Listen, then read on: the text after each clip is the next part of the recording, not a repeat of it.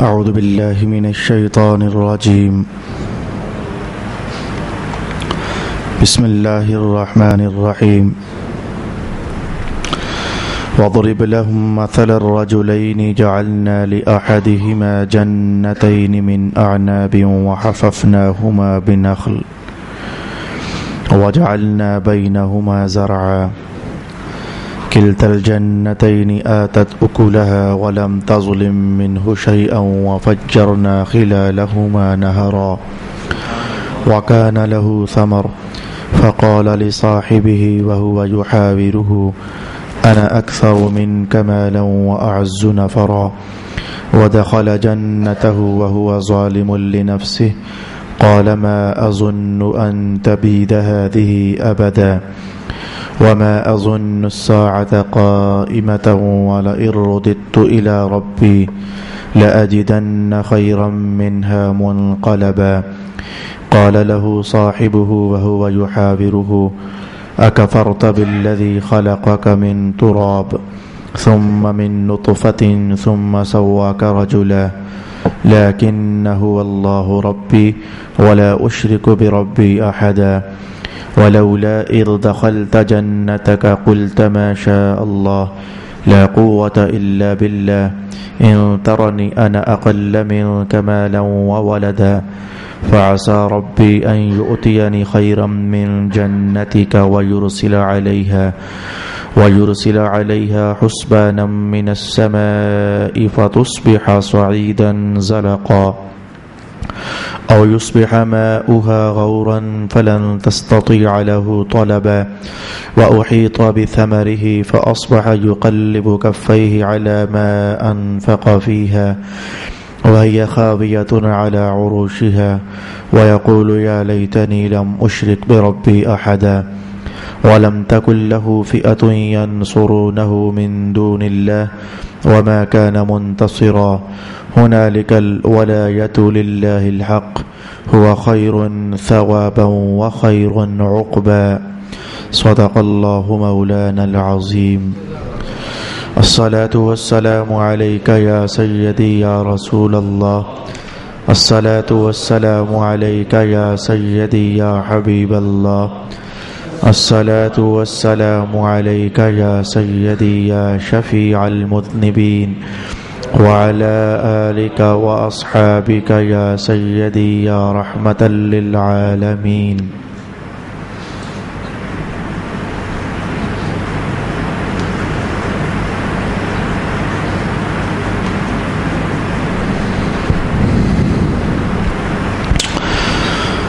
اے محبوب آپ انہیں ان دو مردوں کا قصہ سنائیے جن میں سے ایک شخص کو ہم نے انگوروں کے 2 باغ عطا فرمائے تھے جن کے چاروں طرف ہم نے کھجور کے درختوں کی باڑ لگا دی تھی اور ان دونوں کے درمیان ہم نے کھیت پیدا کیے تھے. دونوں باغ خوب پھل لائے، پیداوار میں کوئی کمی نہیں کی اور ہم نے ان کے درمیان دریا رواں کر دیے تھے. جس شخص کے پاس پھل تھے اس نے اپنے ساتھی سے بحث کرتے ہوئے کہا میں تم سے زیادہ مالدار ہوں اور میرے پاس بہت آدمی ہیں. وہ اپنی جان پر ظلم کرتا ہوا باغ میں داخل ہوا اور کہنے لگا مجھے یہ خطرہ نہیں ہے کہ یہ باغ کبھی برباد ہوگا اور نہ مجھے اس پر یقین ہے کہ کبھی قیامت قائم ہوگی، اور اگر میں اپنے رب کی طرف لوٹایا گیا تو میں لوٹنے کی جگہ اس سے بھی بہتر مال حاصل کروں گا. اس کے ساتھی نے اس کی بات کا جواب دیتے ہوئے کہا کیا تم اس ذات کا انکار کر رہے ہو جس نے تم کو مٹی سے بنایا، پھر نطفہ سے، پھر تمہیں مکمل مرد بنا دیا؟ لیکن وہ اللہ ہی میرا رب ہے اور میں اپنے رب کے ساتھ کسی کو شریک نہیں بناؤں گا. اور ایسا کیوں نہ ہوا کہ جب تم باغ میں داخل ہوئے تھے تو کہتے جو اللہ نے چاہا وہ ہوا اور اللہ کی مدد کے بغیر کسی کی کوئی طاقت نہیں. اگر تم یہ گمان کرتے ہو کہ میں مال اور اولاد کے لحاظ سے تم سے کم ہوں تو وہ دن دور نہیں کہ میرا رب مجھے تمہارے باغ سے بہتر عطا فرمائے گا اور تمہارے باغ پر آسمان سے کوئی عذاب بھیج دے گا تو وہ چٹیل چکنا میدان بن جائے گا، یا اس کا پانی زمین میں دھنس جائے، پھر تم اس کو ہرگز تلاش نہ کر سکو گے۔ اور اس مرد کے پھل عذاب میں گھیر لیے گئے، اور اس نے اس باغ میں جو خرچ کیا تھا وہ اس پر ہاتھ ملتا رہ گیا۔ وہ باغ اپنی چھپریوں پر گرا پڑا تھا، اور وہ شخص کہہ رہا تھا کہ کاش میں نے اپنے رب کے ساتھ کسی کو شریک نہ بنایا ہوتا، اور اس کے پاس کوئی جماعت نہ تھی جو اللہ کے مقابلہ میں اس کی مدد کرتی، اور وہ بدلہ لینے کے قابل نہ تھا۔ یہیں سے معلوم ہوتا ہے کہ تمام اختیارات اللہ ہی کے پاس ہیں۔ جو سچا ہے وہی سب سے اچھا ثواب دینے والا ہے، اور اس کے پاس بہترین انجام ہے۔ صدق اللہ مولانا العظیم۔ قرآن حکیم نے علم الامثال میں سے ایک خوبصورت ترین مثال قاری قرآن کے سامنے کی۔ دو صاحبوں کی مثال ہے۔ چاہو تو یہ سمجھ لو کہ ایک مثال کے ایک پہلو میں مسلمان ہے اور مثال کے دوسرے پہلو میں کافر ہے۔ یوں بھی آپس میں مقابلہ کر کے اس مثال کو سمجھا جا سکتا ہے، اور یوں بھی سمجھا جا سکتا ہے کہ جیسے سمجھایا جا رہا ہو کہ مثال کے ایک پلڑے میں ایک صاحب مال شخص ہے، اور مال کے دوسرے پلڑے میں ایک صاحب غربت شخص ہے۔ یوں بھی کہا جا سکتا ہے کہ مثال کو ہم یوں دیکھیں کہ ایک طرف دیکھو تو وہ شخص ہے جس کا اللہ سے کوئی تعلق بنتا نظر نہیں آتا، اور ایک طرف دیکھو تو وہ شخص ہے جو اللہ رب العالمین کے آستانہ کرم پر اپنی نظریں جمائے ہوئے ہے۔ ان دو تین جہتوں سے اس مثال کو سمجھا جا سکتا ہے۔ ترجمہ تو آپ نے سماعت کر لیا، جو چند ایک مختصر مضامین بنتے ہوں گے وہ ہم ساتھ ساتھ ہی انشاءاللہ سماعت کرتے چلے جائیں گے۔ اللہ تعالیٰ نے ارشاد فرمایا کہ دو بندوں کی کہانی محبوب آپ انہیں ارشاد فرما دیجئے۔ حضرت امام فخر الدین رازی، حضرت امام جلال الدین سیوطی، ابن جوزی اور ان ایسے دیگر ائمہ تفسیر نے ارشاد فرمایا کہ یہ دو بندے کون تھے۔ بنیادی طور پر بنی اسرائیل کے یہ دو بھائیوں کی کہانی ہے۔ جب ان کا والد فوت ہو گیا تو وراثت میں لگ بھگ 8,000 دینار انہیں میسر ہوئے۔ 4,000 دینار ایک بھائی کے حصے میں آ گئے اور 4,000 دینار دوسرے بھائی کے حصے میں آ گئے، اور ان میں سے ایک مسلمان تھا اور دوسرا بھائی کافر تھا، اور ابھی تک اللہ کی ذات پر وہ ایمان نہیں لایا تھا۔ اب جو مسلمان شخص تھا اسے جو 4,000 دینار میسر ہوئے، اس نے اپنے گھر والوں کے لیے کچھ کمایا، کچھ بچایا، کچھ سنبھالا، کچھ رکھا، اور باقی اللہ تعالیٰ کے راستے میں اس نے صدقہ کر دیا۔ اور جو صاحب کافر تھا تو اس نے وہ 4,000 دینار ہی سنبھال لیا اور بچا لیا۔ اس نے زمین خریدی، خرید کر اس میں کاشتکاری کی، باغ اگائے، اناج پیدا ہوئے، غلے اس نے اٹھائے، تو بہت سارا کچھ۔ اصل میں یہ ان دو بھائیوں کی کہانی ہے۔ ان دونوں کے ساتھ کیا ماجرا ہوا؟ ایک کا توکل اللہ کی ذات پر تھا اور ایک اللہ کی ذات سے بالکل کٹا ہوا تھا۔ ان دونوں کی کہانی کو قرآن حکیم نے اپنے الفاظ میں ارشاد فرمایا، وَضُرِبْ لَهُمْ مَثَلًا رَجُلَيْنِ جَعَلْنَا لِأَحَدِهِمَا جَنَّتَيْن۔ وہ جو کافر بھائی تھا اس نے اپنا 4,000 دینار جو استعمال کیا، زمین خریدی، اس میں باغ لگائے، تو اللہ تعالیٰ نے اس کے لگائے ہوئے پیسے میں خوب بڑھوتری پیدا کر دی۔ میں نے یہ نہیں کہا کہ برکت پیدا کر دی، برکت مسلمانوں کا حق ہوتا ہے، برکت ایمان والوں کا حصہ ہوتا ہے۔ یہ مال کا زیادہ ہونا برکت نہیں ہوتی، برکت ہے ہی کسی اور شے کا نام۔ تو اللہ نے اس کے مال میں بڑھوتری کر دی، مال بڑھتا گیا اور اتنا بڑھ گیا کہ قرآن حکیم نے یہ الفاظ ارشاد فرما دیے، اس کے 2 انگوروں کے باغ بن گئے تھے۔ وہ 4,000 دینار جو اس نے استعمال کیا تو 2 اس کے انگوروں کے باغ بن چکے تھے، اور صرف اتنا ہی نہیں، ہمیں وہ دونوں انگوروں کے باغ بڑے محفوظ تھے۔ یہ محفوظ ہونے والی کہانی قرآن نے یوں کہی کہ وَحَفَفْنَاهُمَا بِنَخْلٍ، وہ جو انگوروں کی بیلیں اس نے جیسے بھی لگائی ہوئی تھی، انگوروں کے باغ ہونے کا معنی انگوروں کی بیلوں کا ہی زیادہ ہونا ہوتا ہے، مگر آپ جانتے ہیں کہ انگوروں کے درخت باقاعدہ کوئی نہیں ہوتے ہیں، یہ بیل ہوتی ہے، وہ پھیلتی گئی اور انگوروں کی بیل ویسے بھی بہت جلدی پھیل جاتی ہے۔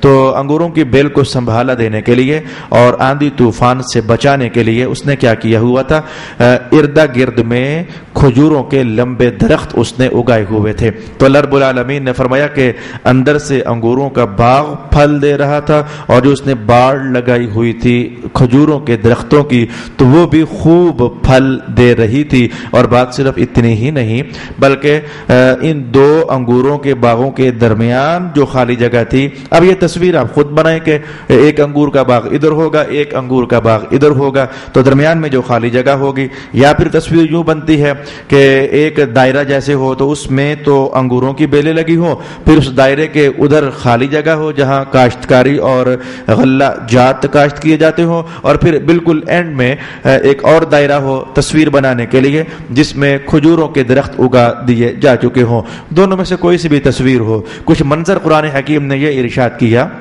وہ جو کافر شخص تھا تو باہر کھجوروں کے درختوں کی باڑ تھی، اندر دیکھو تو دو انگوروں کے باغ تھے، اور مزید اندر دیکھو تو اس کے کاشتکاریاں اگی ہوئی تھیں اور بہت سے اناج اور غلہ-جات پیدا۔ وَجَعَلْنَا بَيْنَهُمَا زَرْعًا، اور ہم نے ان دونوں کے درمیان کھیت بھی پیدا کیے ہوئے تھے۔ صرف اتنی بات ہی نہیں، كِلْتَا الْجَنَّتَيْنِ آتَتْ أُكُلَهَا، وہ باغ بھی خوب پھل دیتا اور یہ باغ بھی خوب پھل دیتا۔ وَلَمْ تَظْلِمْ مِنْهُ شَيْئًا، نہ ادھر کسی شے کی کمی تھی اور نہ باغ کے اس حصے میں کسی شے کی کمی تھی۔ وَفَجَّرْنَا خِلَالَهُمَا نَهَرًا، یہ باغوں کی آبیاری اور وقت کے ساتھ آبپاشی بر وقت ہوتی رہے تو آپ جانتے ہیں کہ ان کے پھلوں میں بڑھوتری اور زیادہ ہو جاتی ہے۔ تو رب کائنات نے کہا ہم نے ان دو باغوں کے درمیان ایک چشمہ بھی تھا جو کھول دیا ہوا تھا، تو اس چشمے سے پانی نکل کر تو ایک نہر تھی جو کہ پورے علاقے کو سیراب کر رہی تھی۔ وَكَانَ لَهُ ثَمَرٌ، اب اس جملے کو حضرت ابن عباس رضی اللہ تعالی عنہ نے ایک اور روایت کے ساتھ یوں تلاوت کیا، وَكَانَ لَهُ ثُمَرٌ، جو ہمارے پاس روایت ہے اس میں ہے وَكَانَ لَهُ ثَمَرٌ، ابن عباس فرماتے ہیں وَكَانَ لَهُ ثُمَرٌ، اور ثمر ہو تو بھی یہ رسول اللہ ہی سے تلاوت کیا ہوا ثابت ہے، اور ثمر ہو تو بھی یہ رسول اللہ ہی سے تلاوت کیا ہوا ثابت ہے۔ ثمر ہو تو بات آپ جانتے ہیں کہ اس کے لیے بہت سارا پھل پیدا ہو چکا تھا، لیکن اگر یہ روایت وَكَانَ لَهُ ثُمَرٌ ہو تو زبردست معنی بن جاتا ہے۔ حضرت امام جلال الدین سیوطی ارشاد فرماتے ہیں کہ ثمر عربی زبان میں ثمر تو پھل ہو گئے نا، جسے ہم بھی کہتے ہیں ثمر ثمرات پھل، لیکن ثمر عربی زبان میں مختلف قسم کے اموال کو کہا جاتا ہے، جیسے کہ قتادہ نے کہا کہ ثمر کا معنی ہے سونا، ثمر کا معنی ہے چاندی، الغرض سونا ہو یا چاندی ہو یا کرنسی ہو یا کوئی دوسرا مال کا سورس ہو تو اس کے لیے لفظ ثمر استعمال کیا جاتا ہے۔ ابن عباس فرماتے ہیں کہ معنی یہ تھا وہ جو کافر تھا اس کے پاس دولت کی بہتات کی تصویر کچھ یوں بنتی ہے، اس کے دو باغ تھے انگوروں کے، اور کہا جا سکتا ہے کہ ایک بڑا سارا باغ تھا کھجوروں کا، اور پھر کہا جا سکتا ہے کہ درمیان میں کھیت بھی اگے ہوئے تھے، پھر یہ کہا جا سکتا ہے کہ پانی بھی اس کا اپنا تھا، اور صرف اس کے پاس یہی کوئی مال و دولت نہیں تھا، وَكَانَ لَهُ ثُمَرٌ، اس کے علاوہ سونے بھی اس کے پاس تھے، چاندیاں بھی اس کے پاس تھیں، اور بھی بہت ساری دولتیں اس کے پاس تھیں۔ یہ ثمر کا لفظ بتاتا ہے کہ صرف اتنا ہی مال و دولت اس کے پاس نہیں تھا بلکہ اور بھی اس کے پاس بہت سارے رنگ برنگے سرمایہ جات تھے۔ اب یہاں سے وہی تاریخی اور پرانی بات جو ہمیشہ قرآن حکیم اٹھاتا ہوتا ہے، آج اس کافر سرمایہ دار بھائی کے منہ سے کچھ جملے نکلے، قرآن حکیم نے ان پر گرفت کی اور قاری قرآن کے سامنے کیا۔ فقال لصاحبہ، وہ سرمایہ دار کافر بھائی اپنے دوسرے صاحب سے، اپنے بھائی سے جو کہ مسلمان تھا، کہنے لگا، وہو یحابرہ، بحث کر رہا تھا، انا اکثر منک مالا واعز نفرا، میرا مال بھی تجھ سے زیادہ ہے اور میرے پاس جو بندوں کی تعداد ہے یہ بھی تجھ سے زیادہ ہے۔ میں آج قرآن حکیم میں یہ آیات تلاش کر رہا تھا کہ سرمایہ دار شخص جب اس کے پاس مال آ جاتا ہے تو رنگ برنگے فتنے ہیں، رنگ برنگے فسادات ہیں، تو قرآن حکیم نے کتنے کو فسادات ہیں جو کہ بیان کیے ہیں، یا حدیث شریف میں کتنے کو فسادات ہیں جو کہ بیان کیے ہیں۔ تو یاد رکھنا کہ اگر جیب میں 2-4 روپے آ جائیں، دور حاضر میں 2 4 روپے سے میری مراد آپ سمجھ رہے ہیں کہ 15 20 30 40 لاکھ 2 کروڑ 4 کروڑ 5 کروڑ اتنے کو پیسے اگر جیب میں آ جائیں تو کیا کیا کیا کیا فتنے ہیں جو قرآن نے آواز اٹھائی کہ پیدا ہو جاتے ہیں. لازم نہیں ہے کہ وہ سارے کے سارے فتنے ایک ہی شخص میں پیدا ہو جائیں. ہو سکتا ہے کہ قرآن نے ایک فتنہ کہا تو وہ کسی ایک میں پیدا ہو جائے, دوسرا فتنہ دولت کے نتیجے میں کسی دوسرے میں آ چکا ہو, تیسرا فتنہ دولت کے نتیجے میں کسی تیسرے بندے میں آ چکا ہو. ممکن ہے کہ کسی بندے میں 2 نتیجے اور فتنے آ جائیں, کسی بندے میں 3 نتیجے دولت کے اور فتنے آ جائیں. تو ذرا دیکھتے ہیں ہم کہ قرآن و سنت نے کتنے کو فتنے اور فسادات کی آواز اٹھائی ہے کہ ادھر دولت پلڑے میں آئی نہیں, اور ساتھ ہی یہ شرارتیں ہیں جو انسانی وجود میں جنم لینے لگ جاتی ہیں. مثلا یاد رکھیے کہ اگر جیب بھر جائے نا اور کچھ سرمایہ ہو جائے زیادہ تو سب سے پہلا خوف بندے کو یہ ہوتا ہے کہ یہ کہیں کم نہ ہو جائے, یہ مال کہیں ڈوب نہ جائے, سرمایہ کہیں ختم نہ ہو جائے. یہ بات میں نے کہاں سے لی ہے؟ ارشاد گرامی ہوا الشیطان یعدکم الفقر. میں نے 30 سپارے سے یہ بات اخذ کی کہ اللہ تعالیٰ ارشاد فرماتا ہے کہ سرمایہ آنے کے بعد جب کوئی شخص خرچ کرنے لگتا ہے تو شیطان پہلا خیال اس کے دل میں یہ ڈالتا ہے کہ تو غریب ہو جائے گا, تیرا مال تو کم ہو جائے گا, کمائے تو اور کھا جائے کوئی اور. یہ کوئی مناسب سی بات نہیں ہے. بہتر یہ ہے کہ مال بندہ کماتا ہے اپنی ضرورتوں کے لیے تو اپنی ضرورتوں کے لیے سنبھال کر رکھ. اور میں کہوں گا یہ بہت بڑی بیماری ہے اور یہ بہت بڑی ٹینشن ہے جو بندے کو لگ جاتی ہے, یار کہیں پیسہ کم نہ ہو جائے, کہیں دولت کم نہ ہو جائے, کہیں تجوریاں خالی نہ ہو جائیں. تو خوف دولت کے کم ہو جانے کا یہ بہت بڑا فتنہ ہے جو کہ ایک سرمایہ دار کو لگ جاتا ہے. تبھی تو مجھے ایک موقع پر رسول پاک علیہ السلام کی دعا کے وہ الفاظ جو آپ نے فرمائے تھے میں نے کئی موقعوں پر کہے بھی, تو کیا الفاظ آج ہم دہرا نہ لیں کہ رسول اللہ علیہ السلام بھی جانتے تھے کہ یہ مال کم ہونے کا جو ڈر ہے اور جو خوف ہے یہ بندے کو کہیں ہلکان نہ کر دے. تو آپ یہ دعا ہمیں تلقین کیا کرتے تھے, اللہم انی اعوذ بک من زوال النعم. اے میرے اللہ جو نعمتیں تو نے عطا فرمائی ہے نا تو میں پناہ مانگتا ہوں, مہربانی کرنا ان کو زائل نہ ہونے دینا, یہ میرے پاس رہنے دینا. یہ اصل میں امتیوں کے اندر کی آواز تھی, اور جو کسی جیب میں پیسے آ جائیں تو یہ اس صاحب کے دل کی کہانی تھی جو رسول پاک علیہ السلام دعائیہ کلمات کی صورت میں ہمارے سامنے ارشاد فرما رہے تھے. آئیے جب دولت پیدا ہوتی ہے تو کسی جگہ یوں دیکھا گیا, بلکہ قرآن کہتا ہے, ہم کیوں کہیں کہ کسی جگہ یوں دیکھا گیا, ہم کہتے ہیں قرآن کہیں بندے کی یہ آواز اٹھاتا ہے کہ وہ گناہگاری میں مبتلا ہو جاتا ہے.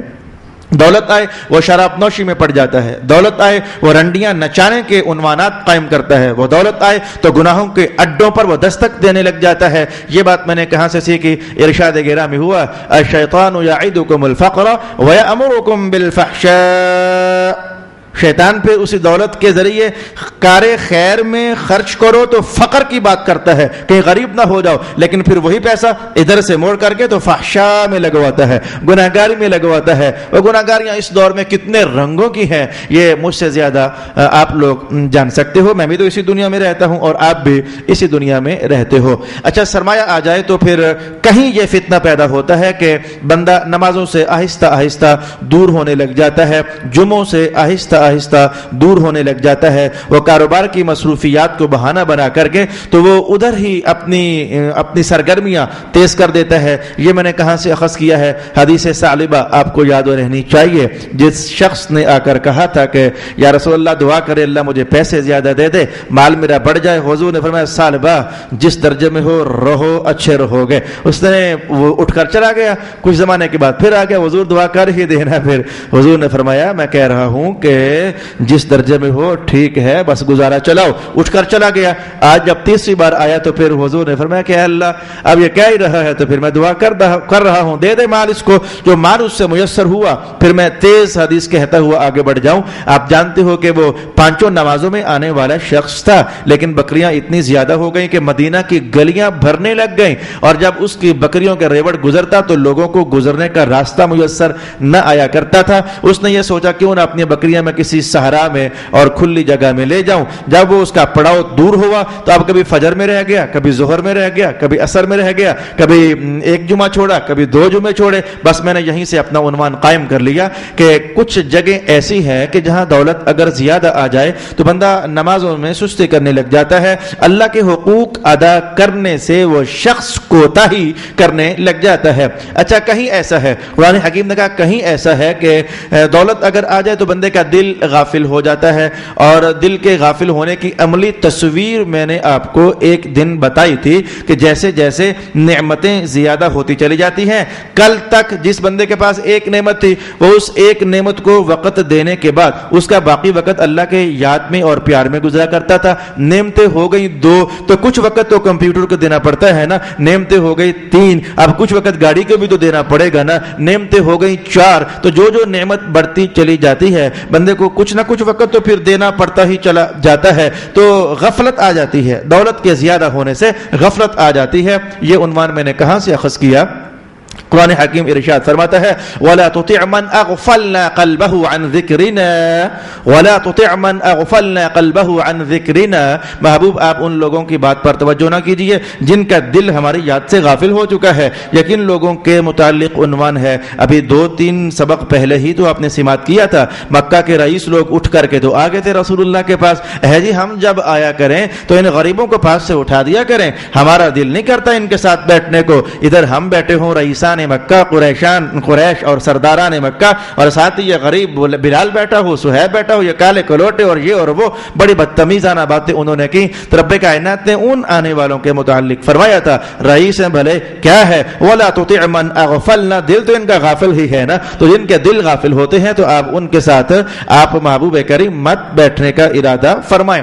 دولت جب آ جاتی ہے تو پھر سب سے خطرناک جو فتنہ ہے وہ یہ ہوتا ہے کہ بندہ اس کو زیادہ کرنے کے چکر میں لگ جاتا ہے.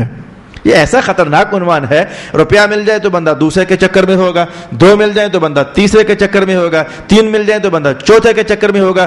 سچ پوچھو تو لفظ بہت اچھا نہیں ہے لیکن اس کے ڈکار ہاضمے والے نہیں ہوتے ہیں. وہ اگلے دولت کے ڈھیر کی طرف رغبت رکھتے ہوئے وہ اپنا ڈکار وہاں جا کر مارنا چاہتا ہے کہ یہ بھی مل جائے تو میرا ہاضمہ درست ہوگا. میں نے یہ عنوان کہاں سے اخذ کیا؟ قال رسول اللہ صلی اللہ علیہ وسلم لو کان لابن آدم, اگر بنی آدم کے لیے ایک وادی سونے سے بھری ہوئی ہو تو یہ کہے گا اے اللہ اگر ایک وادی اور بھی ہو جائے تو تیرا کیا جاتا ہے, دے دینا مجھے وہ بھی. اللہ وہ بھی اگر اسے دے دے تو پھر یہ کہتا ہے مولا اگر ایک وادی سونے کی بھر کر اور ہو جائے تو بھلا تیرا کیا جاتا ہے, مجھے وہ بھی دے دے. اگلی بات اب یاد رکھیے کہ سرمایہ جب آتا ہے تو یہ فطروں میں سے ایک فتنہ یہ پیدا کرتا ہے کہ بندہ اپنا سٹیٹس قائم کر لیتا ہے, وہ اپنے سے اچھے بندوں کو بھی اپنے سے کم تر جاننے لگ جاتا ہے. یہ بڑی خطرناک کہانی ہے. کوئی اس سے بہت اچھا ہوتا ہے, اللہ سے بہت قریب ہوتا ہے, لیکن اس کی جیب خالی ہوتی ہے, تو یہ جس کی جیب بھر جائے یہ اپنے سے بھی زیادہ اچھے بندے کو اپنے سے کم تر تصور کرنے لگ جاتا ہے. یہ کہانی بھی جو ابھی آیت میں نے پڑھی وہاں سے سیکھی جا سکتی ہے. حضرت بلال ابو لہب سے وہ بہت اونچے تھے, حضرت صہیب ابو جہل سے وہ بہت اونچے تھے. یہ ولید بن مغیرہ کی تو کوئی قیمت ہی نہیں بنتی ہے, لیکن حضور رحمت عالم نے اس اپنے دیہات سے آنے والے صحابی سے کہا تھا نا جو کان رجلا دمیما, ان کا چہرہ اتنا خوبصورت نہیں تھا لیکن حضور نے جو آنکھوں پر ہاتھ رکھا تو کہا میرا غلام کون خریدے گا؟ اس نے کہا حضور میں تو کھوٹا غلام ہوں, قیمت کیا پڑے گی؟ تو رسول اللہ علیہ السلام نے کہا لست بکاسد بل انت عند اللہ غال, تو کھوٹا نہیں ہے, اللہ کے ہاں تیری بڑی قیمت ہے. تو حضور کے غریب صحابہ خود رسول اللہ اعلان فرما رہے ہیں کہ ان کی اللہ کے ہاں بڑی قیمت ہے. بلال کے ساتھ مقابلہ ہی کیا بنتا ہے رئیسان مکہ کا اور سرداران مکہ کا. تو میں نے بس جملہ کہہ دیا, وہ کہتے تھے کہ نہ جی ہم آئیں تو ان کو ہمارے ساتھ نہیں بٹھانا ہے. سمجھ گئے کہ دولت آنے پر بندہ اپنے آپ کو تفاخر کرتے ہوئے اور فخر کرتے ہوئے خود سے ہی اونچا سمجھنے لگ جاتا ہے, خود سے ہی اوروں سے اچھا سمجھنے لگ جاتا ہے, حالانکہ کھوٹی کوڈی بھی اس کا مل اللہ کے دربار میں نہیں ہوتا ہے. تو دولت یہ جو امتیاز پیدا کر دیتی ہے, قرآن حکیم نے کہا کہیں فتنہ کچھ ایسا ہوتا ہے, جھوٹے سٹیٹس قائم ہو جاتے ہیں کہ ہم اب گاڑیوں میں بیٹھنے والے ہیں تو کیا ہم بھی کبھی, اللہ اکبر.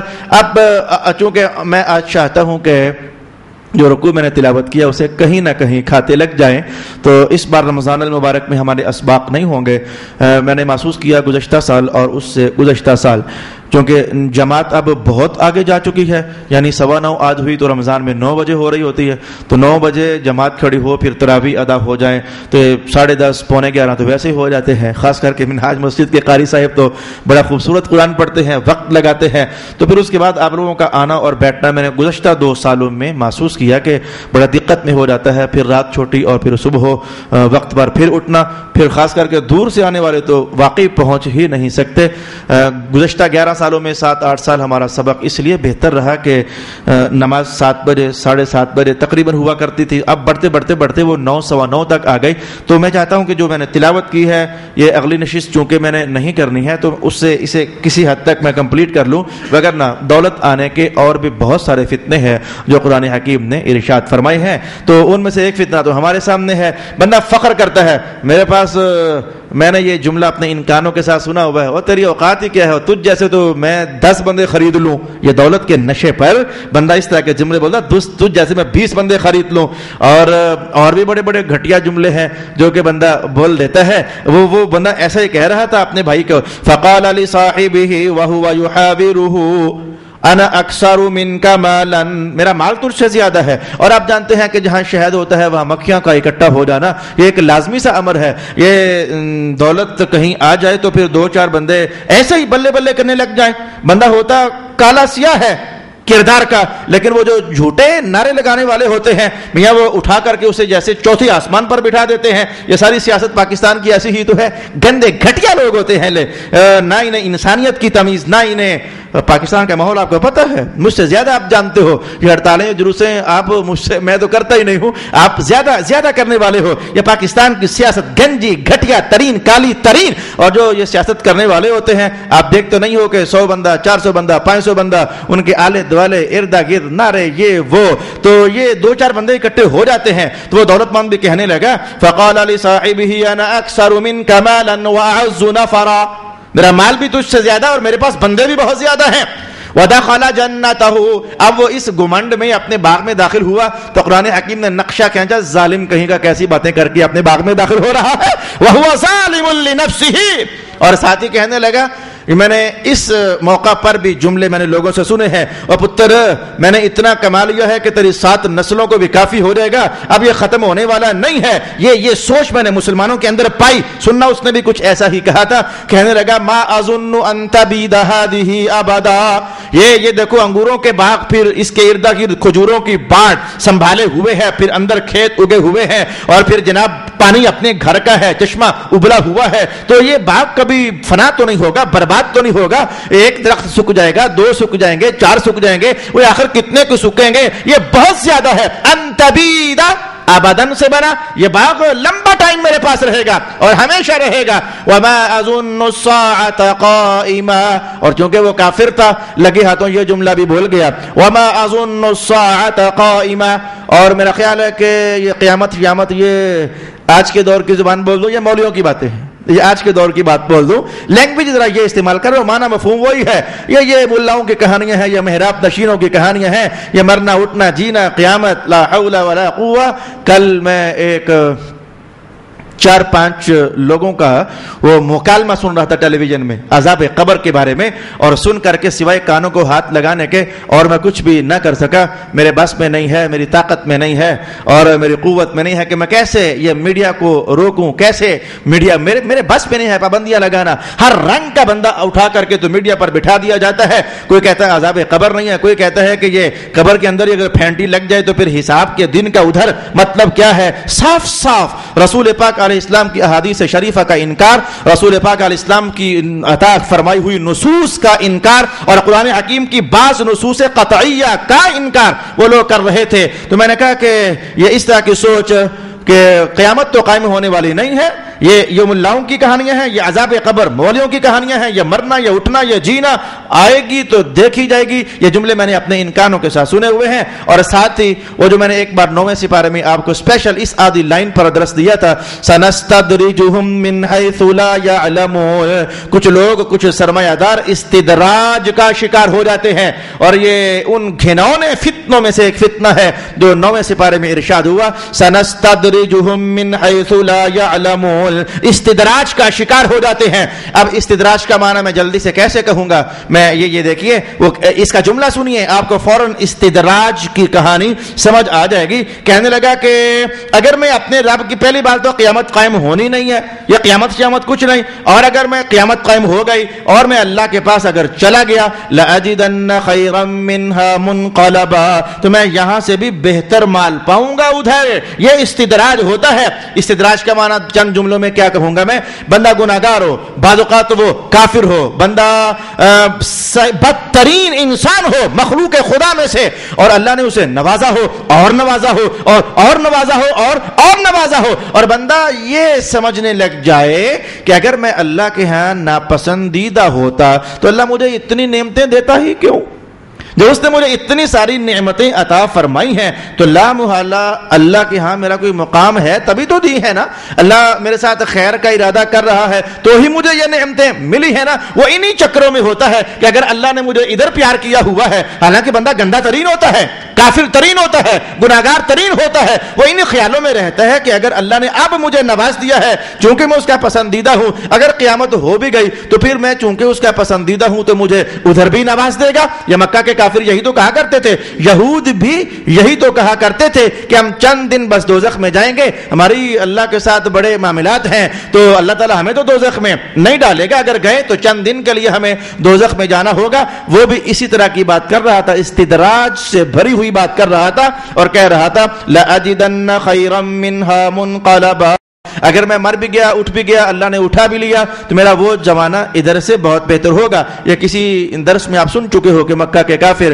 حضرت بلال جیسے صحابہ کو تانے مارا کرتے تھے، مسلمان بنے پھرتے ہو، محمد کے غلام بنے پھرتے ہو، اگر تمہیں اللہ سے پیار ہوتا تو پھر تمہیں نہ نوازتا، تمہیں اس نے نہ نوازا، ہمیں نوازا۔ لگتا ہے کہ پیار ہمارے ساتھ ہے، جب ادھر پیار ہمارے ساتھ ہے ادھر جائیں گے تو ادھر بھی پیار ہمارے ہی ساتھ ہوگا۔ صحابہ کے دل پر بہت بوجھ آتا تھا اور اللہ پاک نے اس بوجھ اور صدمے کو دور کرنے کے لیے باقاعدہ آیات طیبات کا نزول بھی فرمایا۔ تو اب اس بولا اور بولتا گیا میرا مال زیادہ، میری دولت زیادہ، میرے بندے زیادہ، اور یہ باغ ہمیشہ رہے گا، اور جناب قیامت قائم نہیں ہوگی، اگر قیامت آ بھی گئی تو میں ادھر بھی عزت ہی پا جاؤں گا۔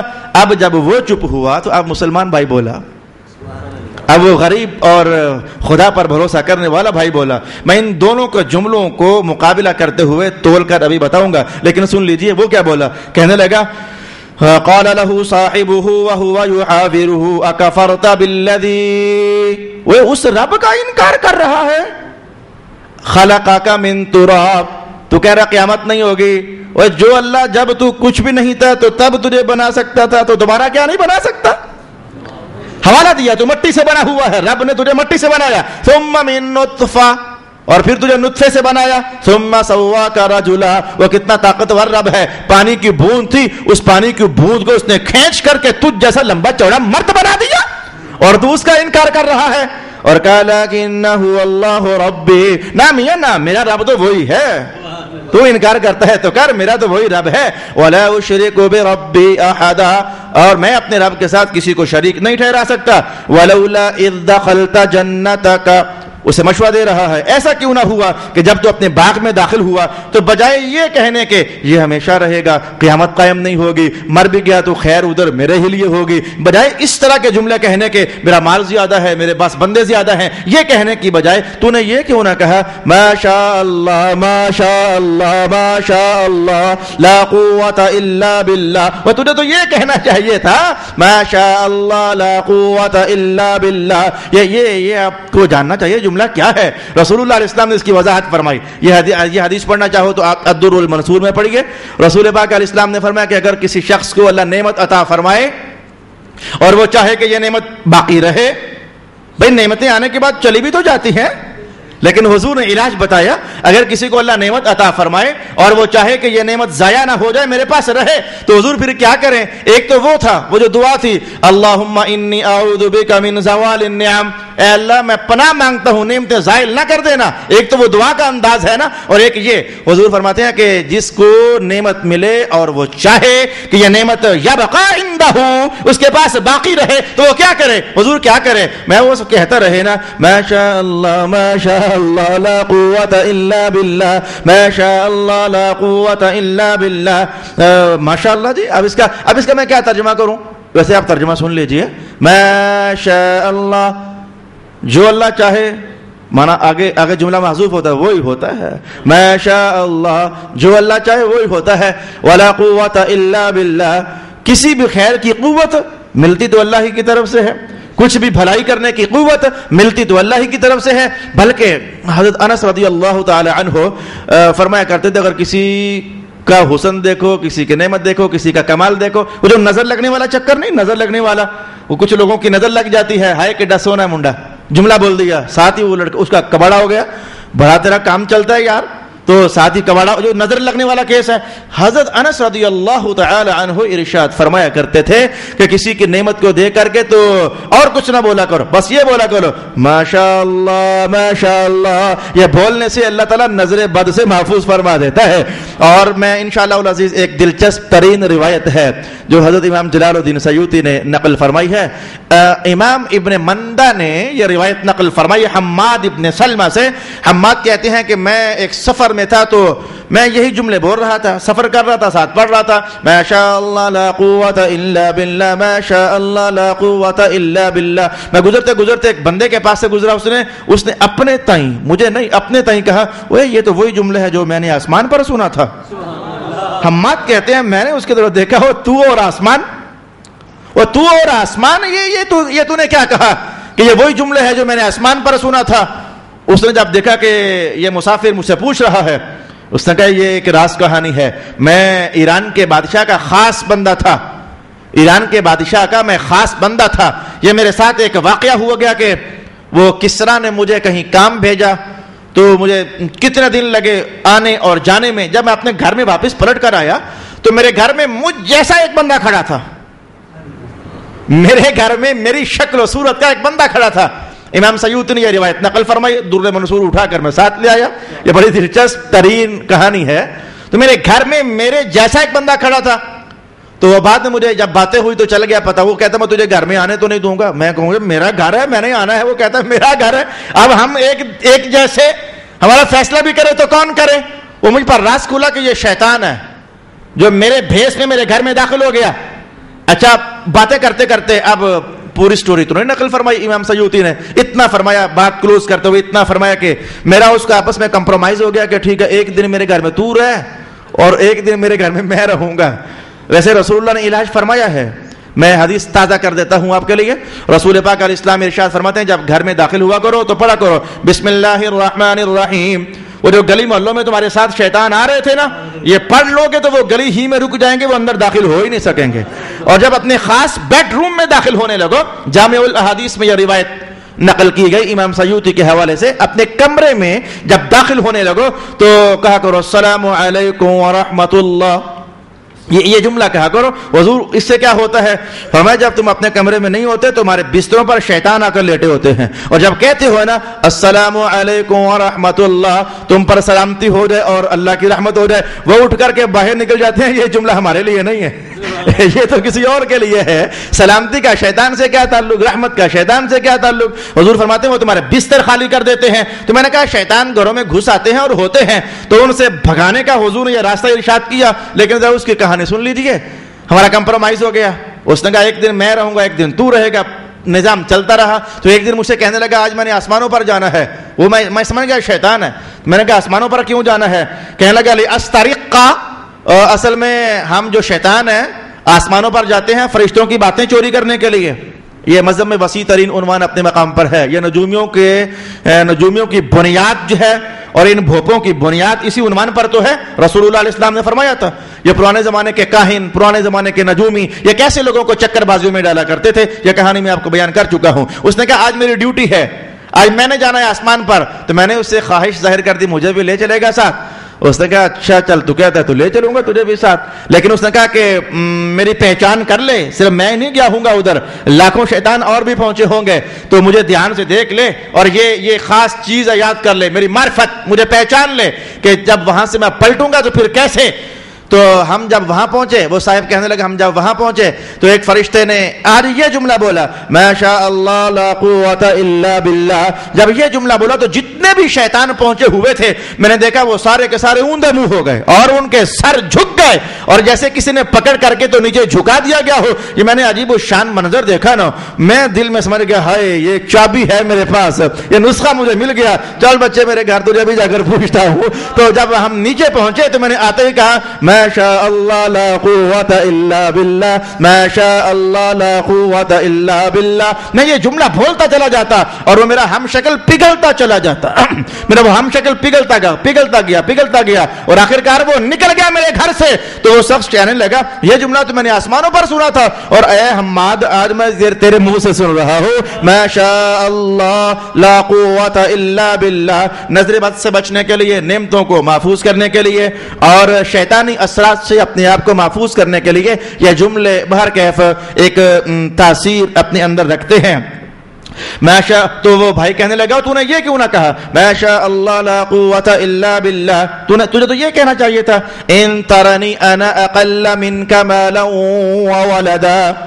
اس نے کہا آج اگر تو مجھے دیکھ رہا ہے کہ میرے مال کم ہے، میرے بچے کم ہے، میری اولاد کم ہے، تو فعصى ربی، میرا رب ہے، وہ جو میرا رب ہے نا، میرا رب وہ طاقت رکھتا ہے ان یؤتینی خیرا من جنتک، کہ تیرے باغ سے بہتر باغ مجھے وہ عطا فرما سکتا ہے. وَيُرْسِلَ عَلَيْهَا حُسْبَانًا مِّنَ السَّمَاءِ، اور جو تیرا باغ ہے جس پر تجھے فخر ہے، گھمنڈ ہے، ناز ہے، تو اللہ اس پر کوئی آسمان سے مصیبت نازل کر دے. فَتُصْبِحَ صَعِيدًا زَلَقًا، جب صبح ہو تو پھر کچھ بھی نہ یہاں نظر آئے تجھے، یہ کھجوریں، یہ انگور، یہ سب اڑ جائیں. أَوْ يُصْبِحَ مَاؤُهَا غَوْرًا. یہ چند دن پہلے مجھے کوئی صاحب کہنے لگے جی ہمارا 250 فٹ بور ہو گیا، پانی نہیں آ رہا، بتاؤ ہم کیا کریں. میں نے کہا بھائی دعائیں کرنی ہے اللہ سے، اور کیا کرنا ہے. سورہ ملک کی آخری آیت میں نے انہیں بتائی، لیکن لفظ غورن جو ہے یہ کسی جگہ کا بہت ڈونگا ہو جانا، بہت ڈونگا. یہ غار اسی سے تو ہے. یہ غار جو کہتے ہیں وہ پہاڑ کے اندر ایک وہ ڈونگی جگہ ہوتی ہے جسے غار کے ساتھ تعبیر کر دیا جاتا ہے. تو رب کائنات نے سورہ ملک میں کہا ہے اگر جو اللہ پانی زمین میں کھینچ کر نیچے لے جائے، بتاؤ پھر کون لا سکتا ہے نیچے سے کھینچ کر؟ اگر وہ چاہے تو 250 فٹ پانی نیچے لے جائے، پھر کون؟ تمہاری مشینیں بھی تم عاجز آ گئے نا، 250 فٹ ہماری برس سے ختم ہو گئے، اب ہم کہاں سے پانی نکالے؟ تو پانی بعض اوقات رب وہ کہنے لگا یا پھر تمہارا باغ فنا ہو جائے، اور اگر اللہ تمہارے چشمے کا پانی ہی نیچے لے جائے تو میرا اللہ تو اس بات پر قادر ہے. فلن تستطيع له طلبا، پھر تو اس کو لا نہیں سکے گا واپس. واحيط بثمره، اور پھر ایسا ہی ہو گیا. رسول اللہ علیہ السلام فرمایا کرتے تھے نا کہ کسی کے خلاف بد دعا نہ کرو بھائی، حتیٰ کہ اپنے خلاف بھی بد دعا نہ کرو. حضور سمجھایا کرتے تھے بعض وقت ایسے ہوتے ہیں بندہ منہ سے جو بولے پھر ہو جاتا ہے. کچھ وقت ایسے ہوتے ہیں، یہ وقت صرف اولیاء ہی کے لیے نہیں ہوتے، یہ عوام امت کے لیے بھی ہوتے ہیں. کئی بار آپ نے کہا اوے یار کچھ اور بھی مانگ لیتا، تو وہ کچھ ہو گیا تھا نا آپ کے ساتھ، آپ نے کچھ مانگا تھا ساتھ ہی مل گیا، آپ کو پچھتاوا لگ گیا یار کچھ اور بھی مانگ لیتا. تو کچھ لحظے ایسے ہوتے ہیں کہ بندہ اس میں جو بولے اللہ پھر عطا فرما دیتا ہے. اس نے کہا ایسا نہ ہو، اس مسلمان درویش نے کہا ایسا نہ ہو تیرا پانی نیچے چلا جائے، باغ سڑ جائے. اس نے کہا ایسا نہ ہو کہیں، وہ پھر ویسا ہی ہو گیا. وَأُحِيطَ بِثَمَرِهِ، اس کے پھل کو عذاب نے گھیر لیا. فَأَصْبَحَ يُقَلِّبُ كَفَّيْهِ عَلَى مَا أَنفَقَ فِيهَا، صبح اٹھا تو ہاتھ ہی ملتا رہ گیا.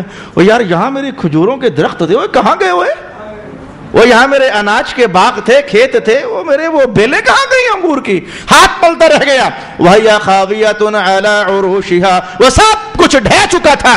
وَيَقُولُ يَا لَيْتَنِي، اب جب گرا پٹخا، جب بندہ گرے اور پٹخے، 11واں سپارہ یاد ہے، وہ کافر کشتی میں بھر کر، ابو جہل کا بیٹا اکرما کشتی میں بیٹھ کر جا رہا تھا، طوفان آیا نا، تو کسی ایک نے کہا آج اسے نہ بلا کر دیکھے جس کی بات محمد کرتا ہے. کسی نے ہولے سے کشتی میں کہہ دیا آج اسے نہ بلا کر دیکھیں جس کی بات محمد کرتا ہے. اکرما نے کہا دل ہی دل میں اگر تو سچا رب ہے تو مجھے بچا لے. تو میں کہنے لگا ہوں اے آسمان والے، میں کہنے لگا ہوں ان کو، میں کہنے لگا ہوں. اور اس نے پھر کہہ دیا اس نے کہا اگر اوکھے ویلے محمد کا خدا تو پھر سوکھے ویلے بھی تو وہی ہونا چاہیے نا. اس نے کہہ دیا تھا اگر اوکھے ویلے اس خدا کی بھی یاد آتی ہے تو بندہ جب پھنستا ہے، مسلمان ہے، کافر ہے، میاں آخر آتا ہے اسے خدا ہی یاد ہے، آسمان والا رب اسے یاد آتا ہے. وہ کہنے لگا یا لیتنی لم اشرک بربی احدا، کاش میں نے اسے ایک ہی جانا ہوتا، اس کے ساتھ کسی کو شریک نہ ٹھہرایا ہوتا. ولم تکن لہ فیہ، اب جب مال گیا تو مال کھانے والے بھی گئے. آپ کو پتا ہے مال جائے تو مال کھانے والے بھی بھاگ جاتے ہیں. قرآن نے تصویر بیان کی وَلَمْ تَكُنْ لَهُ فِيهَا اس کی وہ جماعت ہی نہ رہی، وہ اردا گرد گھومنے والے نہ رہے. ینصرونہ من دون اللہ وما کان منتصرا، کوئی اس کے اردا گرد اب نہ رہا جو اللہ کے سوا اس کی مدد کرتا اور وہ بدلہ لینے کے قابل بھی نہ تھا. ہنالک، نتیجہ قرآن حکیم نے ارشاد کیا ہنالک، معلوم ہوتا ہے یہاں سے ہنالک، جیسے ہم نہیں کہتے یہاں سے ثابت ہوا، قرآن نے کہا ہنالک، یہاں سے معلوم ہوتا ہے الولایۃ للہ الحق، سارے اختیار اللہ ہی کے پاس ہیں. یہاں سے معلوم ہوتا ہے کہ سارے اختیارات اللہ کے پاس ہیں. وَخَيْرٌ ثَوَابًا وَخَيْرٌ عُقْبًا، وہی سب سے بہتر ثواب دینے والا ہے اور اس کے پاس بہترین انجام ہے. اللہ تعالیٰ میرا اور آپ کا حامی و ناصر. وآخر دعوانا الحمد للہ رب العالمین. 4 چھٹیاں ہیں، یعنی رمضان المبارک کی جمعرات میں 4